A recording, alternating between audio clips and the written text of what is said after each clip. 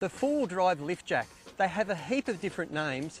There's the high lift jack, the jack-all jack, or the wallaby jack. But regardless of what they're called, they all do the same thing. They have the ability to lift a four-wheel drive quite high up off the ground to allow you to pack in dirt or rocks or sand or whatever's on hand underneath the wheels to help you get out of a bog situation. Before you start lifting your four-wheel drive, you really should give your jack the once-over, all for safety's sake. This one is brand new, nice and clean, so you know you won't have any hassles out in the bush. This one, on the other hand, it's seen the end of its life. It's rusty, the pins are seized, it's no good to us. The jack in this canvas bag is a similar age to this middle one, but it's been protected and it looks as good as the day it was bought. Have a go at this. When you're checking out your jack, make sure your handle is free moving and that it's not bent. The main shaft needs to be free of rust and all the holes need to be clean. The latch, make sure it's easy to use into its up and down position. You've got your lifting tongue and your base plate, and one of the most important parts of these lifting jacks are the two climbing pins. There's little springs and split pins in here, and you need to make sure the whole lot is freely moving, because they're the things that walk up these holes and lift the whole weight of your four-wheel drive. The other bits of gear you really should carry: heavy duty gloves, a good base plate, and the long-handled shovel.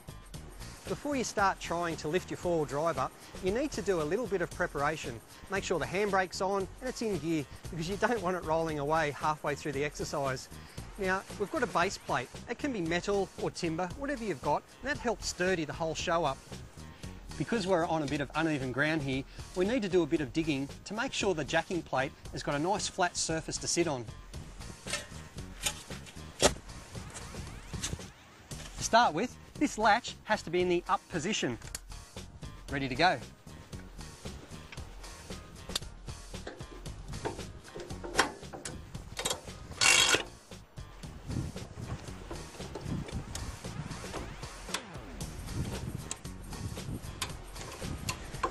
Now you'll notice in this bull bar, it's got a dedicated slot for the tongue to fit into. Makes it much more stable. If you don't have one, you'll have to position it underneath the bar. On the downstroke of the handle is when the car lifts up. You'll see around here, it's these two little pins that are slowly walking up the holes in the shaft of the jack. Now never leave the handle out at an angle like that. If you're going to walk away from the jack, vertical position only. It's got this little clip here to keep it in place. Before your four-wheel drive gets too high, just step back and reassess the whole situation. Make sure your jack is straight. If it's not, lower it down and reposition the base and start all over again. You should never be in a rush, because safety is the #1 priority.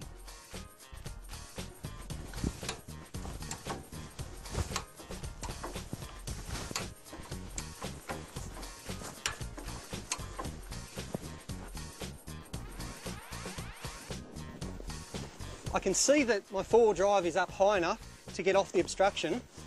Never ever get underneath a vehicle that's only held up with one of these jacks. They are not safe enough. Don't do it. I've collected a few logs and rocks and things. I'm going to shove these under the wheel and then lower it back down on them.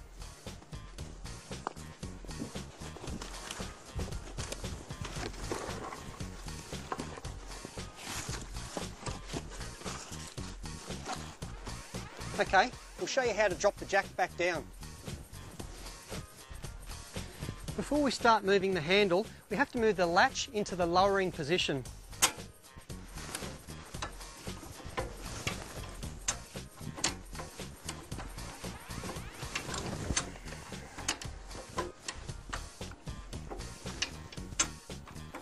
It's pretty tough work, but it's worth it in the end.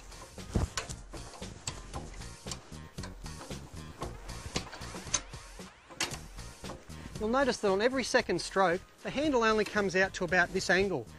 That's actually setting the pins into position.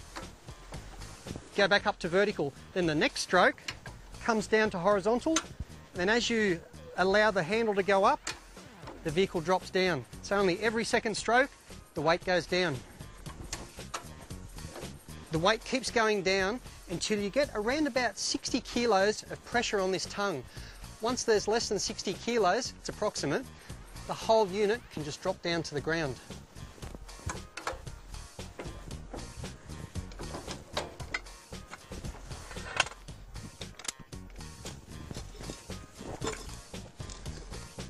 Alright, I can see that I'm free from my obstruction. I'm ready to drive away, safe, and there's been no damage done, and everybody's safe and sound.